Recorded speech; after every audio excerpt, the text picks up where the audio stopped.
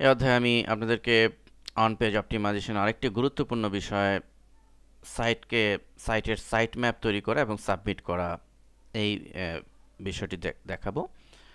আমরা on page অপটিমাইজেশনকে প্রথমেই বলেছি যে মৌলিক তিনটি ভাগে ভাগ করেছি। প্রথমে আমরা সাইটের মেটা কিওয়ার্ড ডেসক্রিপশনকে ডিফাইন করা এটি করে কমপ্লিট করেছি। সাইটকে বিভিন্ন সার্চ ইঞ্জিনে সাবমিট করা, গুগল, ইয়াহু, বিং ইত্যাদিতে সাবমিট করা। অ্যান্ড এরপরেই যেটি রয়েছে যে সাইট ম্যাপ, পুরো সাইটের একটি সাইট ম্যাপ তৈরি করা এবং সেটি বিভিন্ন সার্চ ইঞ্জিনে সাবমিট করা। এটি হলে এই তিনটি বিষয়ে কমপ্লিট হলে আপনার অন পেজ অপটিমাইজেশন কমপ্লিট হলো, পূর্ণাঙ্গ রূপ লাভ করবে। তো আসুন আমরা কিভাবে সাইট ম্যাপ তৈরি করতে হয়। তো সাইট ম্যাপ কেন তৈরি করব সেটি একটু বিষয়টি আমরা বুঝি। আমরা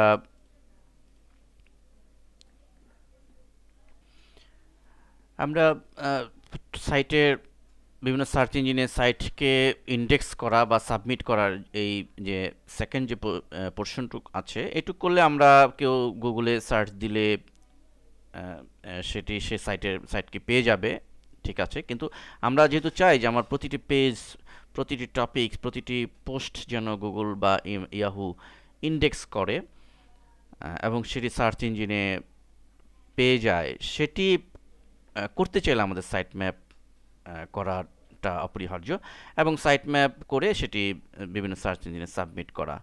বিষয়টা আমি একটি উদাহরণ সহকারে বোঝাই। মনে করুন আপনি বাংলাদেশের এটি একটি মানচিত্র ম্যাপ। তো এই ম্যাপে শুধু বাংলাদেশ বোঝানোর জন্য শুধু বাংলাদেশের নাম সাবমিট করলেন, তো শুধু বাংলাদেশকে চিনবে, ঠিক আছে। কিন্তু আপনি যদি পুরো ম্যাপটাকে সাবমিট করেন কারো কাছে, তাহলে বিষয়টি হলো এরকম যে শুধু বাংলাদেশ নয়, বাংলাদেশের ভিতরে কোথায় কি আছে, হ্যাঁ, এখানে ঢাকা আছে, এই পজিশনে কুষ্টিয়া আছে, বগুড়া আছে, দিনাজপুর, কারো হাতে যদি এই ম্যাপটা থাকে, তো তাহলে কিন্তু সে শুধু বাংলাদেশ, ওয়ার্ল্ড ম্যাপের মধ্যে শুধু বাংলাদেশ নাম দিলে কি হবে, সে বলে দিবে যে বাংলাদেশটা ওয়ার্ল্ডের ইন্ডিয়ার কাছে, ইন্ডিয়ার পাশে, পাকিস্তানের পাশে একটি কান্ট্রি। কিন্তু পুরো বাংলাদেশের ম্যাপটা যদি তার হাতে থাকে, সে কিন্তু দ্রুত বলে দিতে সক্ষম যে ঢাকাটা একেবারে সেন্ট্রাল পজিশন এখানে, তারপরে চিটাগাংটা বাংলাদেশের কোন পজিশনে আছে, কোথায় আছে, বগুড়া কোন পজিশনে আছে, সিলেট কোন কোন অংশে আছে, ম্যাপটা যদি তার সামনে থাকে, তাহলে কিন্তু সে দ্রুত এটি বলে দিতে পারবে। তো বিষয়টা কিন্তু এরকম যে আপনি সার্চ ইঞ্জিনে সাবমিট করলেন, এর মানে হলো যে সার্চ ইঞ্জিনের কাছে আপনার পুরো ম্যাপটা আছে, গুগলের কাছে পুরো ম্যাপটা আছে, ইয়াহুর কাছে পুরো ম্যাপটা আছে। সো সে কেউ সার্চ দিল, বরিশাল দিয়ে সার্চ দিল, তো যেহেতু তার কাছে পুরো ম্যাপটা আছে, সো নিমিষেই সে বরিশালটাকে, সে বাংলাদেশের ভিতরে বরিশাল, সে নিমিষেই বলে দিতে পারছে বা ডিসপ্লে করে দিচ্ছে। কিন্তু পুরো ম্যাপটা না থাকলে কিন্তু তার বলে দিতে সময় লাগবে। বিষয়টা এরকম। এই জন্য পুরো একটা সাইট ম্যাপ তৈরি করে পুরো সাইটের এটা সাবমিট করা। তো আসুন বিষয়টি আমরা প্র্যাকটিক্যালি দেখাই কিভাবে আপনার সাইটকে সাবমিট করবেন। তো আমরা এই সাইটটিকে kalamworld.com আমাদের ক্লায়েন্টের একটি সাইট, এই সাইটের একটি সাইট ম্যাপ তৈরি করব এবং তা আমরা সার্চ ইঞ্জিনে সাবমিট করব। তা আসুন আমরা কিভাবে সাবমিট করব সেটি দেখি। তা আমরা এখানে একটি সাইট ওপেন করেছি, দেখুন xml-sitemaps.com। এটি ওয়ার্ল্ডের একটি ওয়ার্ল্ড ওয়াইড সাইট ম্যাপ তৈরির সাইট, জেনারেটিং সাইট। তো এই সাইটটি দেখুন আমি বড় করে দেখাচ্ছি, www.xml-sitemaps.com। আমি সোর্স ফোল্ডারও দিয়েছি, আপনারা দেখে নিতে পারবেন। গুগলেও যদি সাইট ম্যাপ দিয়ে সার্চ দেন, প্রথমেই এটিকে পাবেন।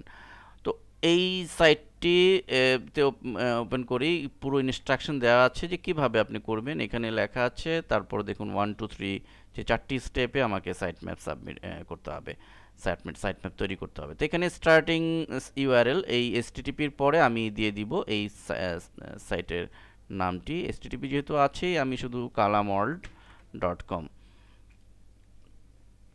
দিয়ে দিলাম। এখানে www দেওয়ার প্রয়োজন নাই, এটা দিয়ে এসটিটিপি তো আছেই। চেঞ্জ ফ্রিকোয়েন্সি আমরা এটি উইকলি দিতে পারি, যে প্রতি সপ্তাহে এটি চেঞ্জ হয়। এবং এখানে যা আছে কোনো পরিবর্তন না করে আমরা স্টার্ট বাটন ক্লিক করব। এখানে একটি বিষয় অবশ্য মনে রাখতে হবে যে এই সাইটটি 500 পেজ পর্যন্ত ইন্ডেক্স করতে পারে। অতএব মোটামুটি সাইট শুরু করে সাইট ডিজাইন করে গুগল ইন্ডেক্স করার পরপরই আপনার সাইটটি যদি মোটামুটি ডিজাইন কমপ্লিট হয়ে যায়, এরপরই আপনি সাইট ম্যাপ সাবমিট করতে পারেন। এবং আপডেট করলে আপডেট আবার নতুন করে জেনারেট করে নতুন করে আবার তৈরি করেও আপনি ইয়ে করতে পারবেন। এবং আমি এই অবস্থায় স্টার্ট বাটন ক্লিক করছি। আমরা লক্ষ্য করছি যে এটি জেনারেটিং হচ্ছে, প্রসেস হতে কিছুটা সময় নেবে। সাইটের যত ইনফরমেশন বেশি থাকবে সেই আনুপাতিক হারে এটি জেনারেট হতে সময় নেয়। ডান, সাইট ম্যাপ রেডি হয়ে গেছে, তৈরি হয়ে গেছে। এখন আমরা এই সাইট ম্যাপটি এখানে থেকে দেখুন, ডাউনলোড আনকম্প্রেসড এক্সএমএল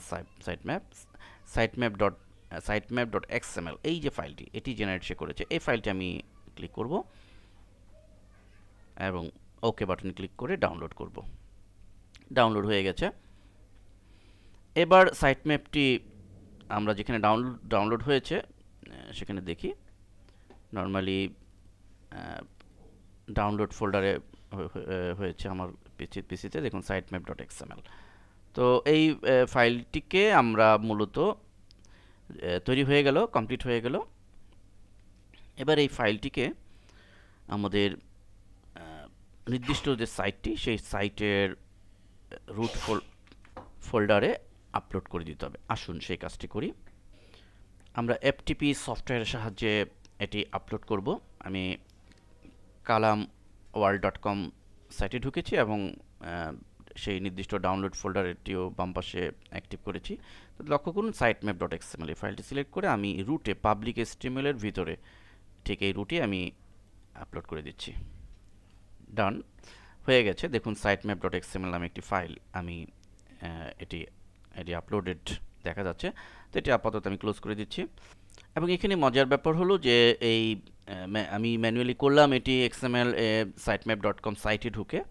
এখানে যারা CMS ব্যবহার করবেন, ওয়ার্ডপ্রেস বা জুমলা, তো ওয়ার্ডপ্রেসে কিন্তু বিল্ট ইন এক চমৎকার প্লাগইনস আছে যে যার সাহায্যে এই সাইট ম্যাপের প্রক্রিয়াটি অত্যন্ত দ্রুততার সাথে হবে এবং যত বড় পেজই হোক না কেন, যত বড় সাইটই হোক না কেন, সেটি সে জেনারেট করতে সক্ষম।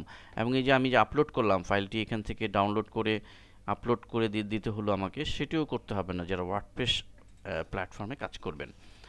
তো আসুন, অবশ্য আপনি ওয়ার্ডপ্রেসের এখান থেকেও করতে পারবেন, কিন্তু ওই ওয়ার্ডপ্রেস প্ল্যাটফর্মে সেই নির্দিষ্ট প্লাগইনস দিয়ে করাটা ইজি। এবং আমরা নেক্সট লেসনে সেটি ওয়ার্ডপ্রেস প্ল্যাটফর্মে কীভাবে আপনি সাইট ম্যাপ করে এটি ইয়ে করবেন সেটাও আমরা দেখিয়েছি। তো এবার আসুন, এটি আমাদের যা করতে হবে যে অ্যাড করা।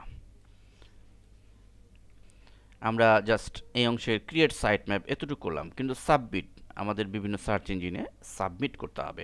তা আমি গুগলে কিভাবে এই সাইট ম্যাপটি, আমাদের তৈরি করা সাইট ম্যাপটি সাবমিট করব সেটি দেখাচ্ছি। সেই জন্য আমরা ইউজ করছি ওয়েবমাস্টার টুল। ওয়েবমাস্টার টুলের সাহায্যে কীভাবে সাইটকে অ্যাড করতে হয়, ইন্ডেক্স করতে হয়, এটি আমরা পূর্বের লেসনে দেখিয়েছি।